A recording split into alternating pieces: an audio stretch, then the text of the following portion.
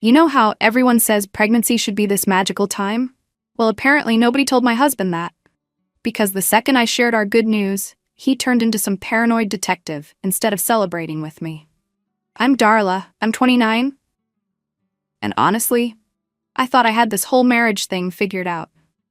Gabe and I have been together for 6 years, married, stable jobs, cute little house with the white picket fence situation. I work in retail management, nothing glamorous, but it pays decent, and he does something with inventory systems that honestly I tune out when he talks about it. The point is, we're solid. Or we were until recently. So here's what happened. About 4 months ago, I got this random text from Andrew, my ex from college. Now, before you start judging, it was completely innocent. He just reached out saying, "Hey, how's life?" that kind of thing. And yes, I texted back because I'm not some cold bitch who ignores people. We had history, sure, but that was years ago. I'm married now. He knows I'm married. It's not like we were planning some secret rendezvous. But Gabe found out somehow. I still don't know how, because it's not like I was hiding anything major. Maybe he saw a notification or something. I honestly can't remember. The point is, he confronted me about it, and I told him the truth, that Andrew and I were just catching up. Old friends, you know? But Gabe got this weird look on his face and started asking all these questions like, when did he text? What did we talk about? Why didn't I mention it? I mean, seriously. Do I need to give him a play-by-play of every conversation I have? I've never given him reason not to trust me. Ever. I told him it was no big deal, that we were just being friendly, but he kept pushing. So I might have gotten a little defensive, because honestly, his paranoia was insulting. Like, I chose him, I married him, what more does he want? Things got tense for a while after that. Gabe started being weird. Checking my phone when he thought I wasn't looking, asking where I was going when I ran errands, that controlling bullshit I hate. I started keeping my phone closer because his behavior was making me uncomfortable. A girl has a right to privacy, right? And yeah, maybe Andrew and I kept texting a bit here and there, but it was harmless. Just talking about old times, sharing funny memes, normal friend stuff. Then last month I found out I was pregnant. I was so excited. We'd been trying for a while, and finally it happened. I thought this would fix everything between Gabe and me, bring us closer together. When I told him, his reaction was not what I expected. Instead of jumping up and down or crying happy tears, he just stared at me with this unreadable expression. Then he asked when I ovulated. When I ovulated, like I keep a fucking calendar or something. The whole moment felt ruined. Instead of celebrating our miracle, he was already doing math in his head, calculating dates like some forensic accountant. I tried to brush it off, thinking maybe he was just shocked or nervous about becoming a dad. But over the next few days, his behavior got even stranger. He'd catch me texting and get this suspicious look, even though half the time I was just responding to work emails or talking to my mom. He started asking these loaded questions about my cycle, about when we last had sex, about my conversations with Andrew. It was exhausting and honestly kind of gross that he was thinking about our sex life in terms of dates and timelines. I mean, what kind of husband immediately assumes his pregnant wife is lying to him? What kind of man's first instinct is doubt instead of joy? Between us, I wanted to scream at him that his paranoia was going to ruin what should have been the happiest time in our lives. The Andrew thing was becoming this massive issue for no reason. Yes, we'd been texting more frequently, but Gabe didn't know the context. Andrew was going through a rough breakup, and I was just being supportive. You know, like a decent human being. But when I tried to explain this to Gabe, he acted like I was speaking another language. "Why are you texting your ex when you're married to me?" he kept asking. And I kept explaining. Because we're friends. Because I'm not going to be rude to someone who's reaching out for support. Because I'm a grown woman who can have conversations without my husband's permission. But Gabe couldn't seem to understand this basic concept. The worst part was how he started monitoring me. He'd casually ask who I was texting when my phone buzzed. He'd want to know where I was going and when I'd be back if I left the house. One time I caught him going through my purse, and when I confronted him, he had the nerve to say he was just looking for gum. Like I'm stupid. I started deleting some of my conversations with Andrew, not because I was doing anything wrong, but because Gabe's paranoia was making our house feel like a prison. A girl shouldn't have to hide innocent friendships just because her husband can't handle his own insecurity issues.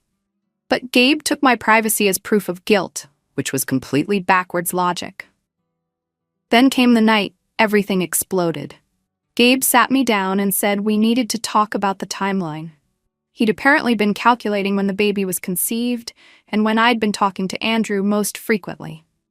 The fact that he'd been doing math on our relationship was so insulting I could barely speak. He presented his little theory like he was some prosecutor, asking if I could see why he might have concerns. I lost it. I told him his accusations were disgusting and hurtful, and that if he couldn't trust his own wife, maybe he wasn't ready to be a father. I might have gotten a little emotional, pregnancy hormones, but his response was to get even colder and more suspicious. Gabe's behavior got even worse after I announced the pregnancy. Instead of being excited about our baby, he started doing this thing where he'd stare at me like he was trying to solve some puzzle. He'd ask these loaded questions about my cycle, about when we last had sex, about my conversations with Andrew. It was exhausting and honestly kind of gross that he was thinking about our sex life in terms of dates and timelines. I tried to stay patient because I know pregnancy can make men weird too, but his suspicion was starting to really piss me off. Like, this should be the happiest time in our lives and he's acting like I'm some cheating whore. Every time I tried to talk to him about baby names or nursery colors, he'd get this distant look and change the subject. It was like he couldn't even pretend to be excited about our future child. The Andrew situation was becoming this massive weight on our relationship. Yes, we'd been texting more frequently, but Gabe didn't understand that Andrew needed support during his breakup. I was just being a good friend, the same way I'd want someone to be there for me if I was going through a hard time. But every time I tried to explain this to Gabe, he'd twist it into something sinister. "Why are you more concerned about your ex's feelings than your husband's?" he'd say. Which wasn't fair at all. I cared about both of them, just in different ways. One was my past, one was my present and future. But Gabe couldn't see the difference. The worst part was how he started treating me like I was guilty until proven innocent. He'd come home from work and immediately scan the room like he was looking for evidence of something. He'd check my phone location when I went grocery shopping. He started asking our neighbors if they'd seen any strange cars in our driveway. The whole thing was humiliating and completely over the top. I found myself walking on eggshells in my own home, constantly having to justify my actions and explain my whereabouts. When I complained to my mom about Gabe's behavior, she said maybe I should just stop talking to Andrew to keep the peace. But why should I have to give up a friendship because my husband can't handle his own jealousy? Why should I be punished for his trust issues?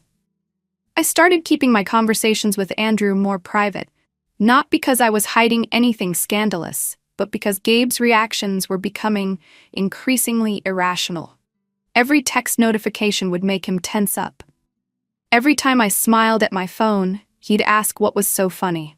It was like living with a suspicious detective instead of my loving husband. And the pregnancy should have been bringing us together. But instead, it was driving this wedge between us that seemed to get wider every day.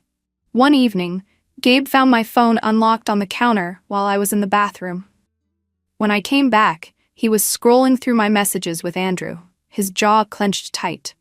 I couldn't believe he'd violated my privacy like that, going through my personal conversations without permission. When I confronted him about it, he said he had every right to know what his wife was discussing with her ex-boyfriend. The way he said ex-boyfriend, like it was some dirty word, made me realize just how far gone he was with this paranoia. I tried to explain that the messages were innocent, just friendly check-ins and support during Andrew's difficult time. But Gabe was fixated on the frequency and timing. He kept saying things like, "Why didn't you tell me you were talking to him this much? And what else aren't you telling me?" It was like he'd already decided I was guilty and was just looking for evidence to support his theory. The conversation that changed everything happened on a Tuesday night. Gabe came home from work with this serious expression that I'd learned to dread. He sat me down at our kitchen table and said he'd been thinking a lot about our situation. The way he said situation, like our pregnancy was some kind of problem to solve, already had me on edge. Then he dropped the bomb. He wanted a paternity test. I honestly couldn't believe what I was hearing. My own husband, the man who's supposed to love and support me unconditionally, was essentially calling me a cheater to my face. The accusation was so absurd I actually laughed at first, thinking maybe he was joking. But Gabe just sat there with his arms crossed, completely serious. "I need to know for sure," he said. "Given everything that's happened with Andrew, I can't move forward without knowing." I tried to stay calm and reasonable. I explained that his request was incredibly hurtful and based on absolutely nothing. Yes, I'd been talking to Andrew, but talking isn't cheating. Yes, the timing might look suspicious to someone with trust issues, but correlation isn't causation. I reminded him that we'd been trying to get pregnant for months, that this baby was planned and wanted by both of us, but Gabe wouldn't let it go. He kept saying things like, "I want to believe you, and this would give us both peace of mind," which was complete bullshit. Peace of mind for who? Him? Because I already had peace of mind knowing exactly whose baby this was. His doubt was the problem, not my behavior. I told him that if he needed a paternity test to believe me, then we had bigger problems than he realized. What kind of marriage do you have if your husband assumes you're lying about something this important? What kind of father demands proof that his child is actually his child? That's when Gabe dropped the real ultimatum. He said if I wouldn't agree to the test, he'd leave. Just like that. After 6 years of marriage, after everything we'd built together, he was ready to walk away because of his own paranoid fantasies. He said he couldn't raise a child knowing he might not be the father, and that he deserved to know the truth. The selfishness of it blew my mind. Here I am, growing his child, dealing with morning sickness and hormones and all the shit that comes with pregnancy, and his main concern is whether he's been somehow tricked. Like I'm some master manipulator who got pregnant just to trap him with another man's baby. The whole thing was insane. I told him that if he pushed for this test, our marriage would be over. Because honestly, how do you come back from your husband basically calling you a liar and a cheater? How do you raise a child with someone who doesn't trust you? His response was to say that maybe our marriage was already over if I wouldn't prove my innocence. Innocence. Like I was on trial for some crime I didn't commit. Once word got out about our situation, and somehow it always gets out, everyone had an opinion. Gabe told his sister Nora first, which was strategic because she's always been cold toward me anyway. She immediately sided with him, saying he had every right to know, and that I was being unreasonable by refusing. Easy for her to say when she's not the one being accused of cheating.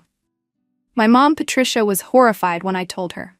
She couldn't believe Gabe would demand such a thing, especially while I'm pregnant. In my day, she kept saying, husbands trusted their wives.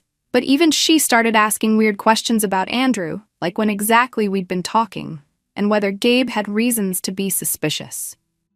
The whole thing became this public spectacle that I never wanted. Gabe's family rallied around him like he was some victim, while my family tried to stay neutral, but clearly thought I should just take the test to keep the peace. Nobody seemed to care about how humiliating this whole thing was for me. At work, I had to deal with whispered conversations that stopped when I walked into rooms. My coworkers knew something was up. You can't hide that kind of stress when you're pregnant and your husband is barely speaking to you. A few of the girls asked if everything was okay at home, and what was I supposed to say? That my husband thinks I'm a cheating slut? That he's threatening divorce unless I prove our baby is his? Meanwhile, Gabe moved into the guest room to give us both space to think. Space to think about what, exactly? About whether I wanted to submit to his humiliating demand or stand up for my dignity? He'd come home from work, eat dinner in silence, and then disappear upstairs. When I tried to talk to him about anything baby-related, doctor's appointments, nursery planning, anything, he'd give me these one-word answers like he was doing me some huge favor by responding at all. The worst part was how everyone kept saying, this could all be resolved so easily. Just take the test, they'd say. If you have nothing to hide, what's the big deal? But they didn't understand that it wasn't about having something to hide. It was about the principle. It was about Gabe not trusting me. It was about him choosing doubt over faith in our marriage. And yes, Andrew and I were still texting during this time, but not about anything inappropriate. He was actually being really supportive about my pregnancy situation, which was more than I could say for my own husband. When I told Andrew what Gabe was demanding, he was shocked. He said any man who really loved his wife wouldn't put her through something so degrading. At least someone understood what I was going through. Gabe found out I was still talking to Andrew, probably because he was snooping through my phone like some stalker, and completely lost his shit. He said this proved I was still hiding things and made his demand for a paternity test even more reasonable. The circular logic made me want to scream. I was talking to Andrew because Gabe was being impossible, and Gabe was being impossible because I was talking to Andrew.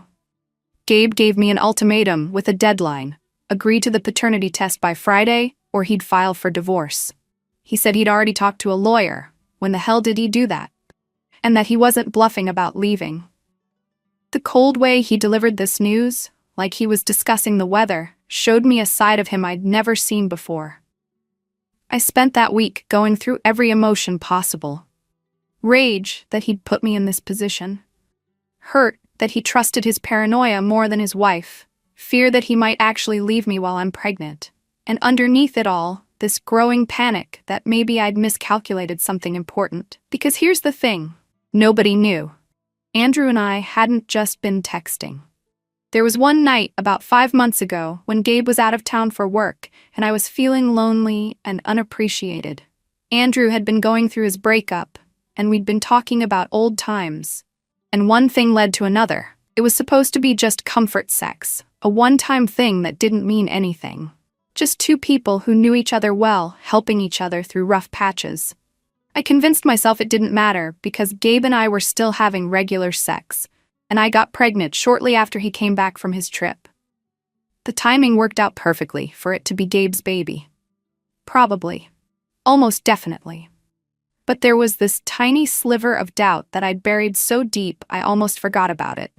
When Gabe scheduled the paternity test, I had no choice but to go through with it or lose everything.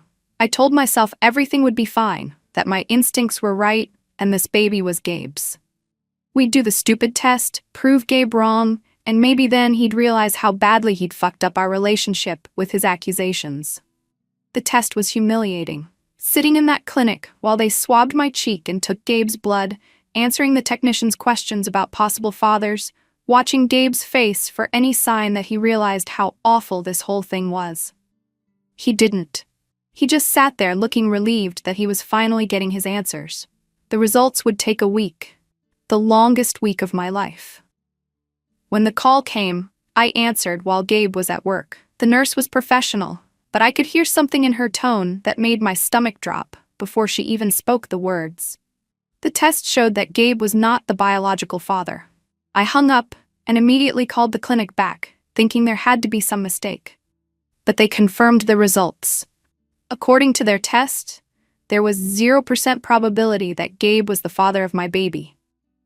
My hands were shaking as I tried to figure out what this meant. How was I going to tell Gabe? How was I going to explain this when I'd been so certain, so insistent that he was wrong to doubt me? I decided not to tell Gabe immediately. I needed time to think, to figure out how to spin this in a way that didn't make me look like the villain. Because honestly, one mistake doesn't erase 6 years of marriage. One night with Andrew doesn't negate everything Gabe and I built together. But Gabe came home that day acting different, more confident, almost cocky. He said the clinic had called him too with the results, and he wanted to discuss what happens next. The way he said it, like he was in control now, made me realize he already knew. I tried to explain that the test must be wrong, that these things aren't 100% accurate, that maybe we should get a second opinion. But Gabe just sat there with this satisfied expression, like he'd been proven right about everything. He said he'd already made appointments with lawyers and that I had until the end of the week to move out. Move out. Of my own house. Like I was some stranger he was evicting instead of his wife who's carrying a baby. I tried everything. I cried, I begged, I explained that this was all just a terrible misunderstanding. I told him about that one night with Andrew, but framed it like it was emotional cheating that went too far, not planned or intentional. I said I was confused and scared, and that pregnancy had messed with my judgment. Gabe wouldn't budge. He said the lying was worse than the cheating, that if I'd been honest from the beginning, maybe we could have worked through it. But all I'd done was lie and gaslight him for months while he questioned his own sanity. He said he couldn't trust anything I said anymore. The divorce moved fast. Gabe had already consulted lawyers, already figured out how to protect himself financially, already planned his exit strategy. Meanwhile, I was scrambling to find an apartment and figure out how I was going to support myself and a baby on my retail salary. The worst part was watching how quickly everyone turned on me. Gabe's family acted like he was some hero for standing up for himself. My own family was disappointed in me, but tried to stay neutral. Even my friends seemed to think Gabe was justified, like discovering your pregnant wife had been texting her ex, somehow made demanding paternity tests normal behavior. 3 years later, I'm a single mom working 2 jobs while Gabe is engaged to some nurse he met at a community center. Everyone talks about how happy and healthy their relationship looks, how she appreciates him in ways I apparently never did. But honestly, I'm done feeling guilty about the whole thing. Gabe could have fought for our marriage instead of running straight to lawyers. He could have been more understanding about my friendship with Andrew instead of turning it into some conspiracy. And he definitely could have been more supportive during my pregnancy instead of making everything about his own insecurities. Do I regret that night with Andrew? Maybe. But I don't regret standing up to Gabe's controlling behavior. I don't regret refusing to be treated like a criminal in my own home. And I definitely don't regret that he showed me who he really was before I wasted more years trying to make him happy. Some people think I should have just taken the test from the beginning, but that's missing the point entirely. The point is that a real husband wouldn't have needed one. A real husband would have trusted his wife. A real husband would have worked through his doubts instead of threatening divorce. Gabe got what he wanted. His perfect little life with his perfect little girlfriend who probably never talks to any exes or makes him question anything. Good for him. But when that relationship inevitably fails, because he never learned how to trust anyone, don't say I didn't warn him.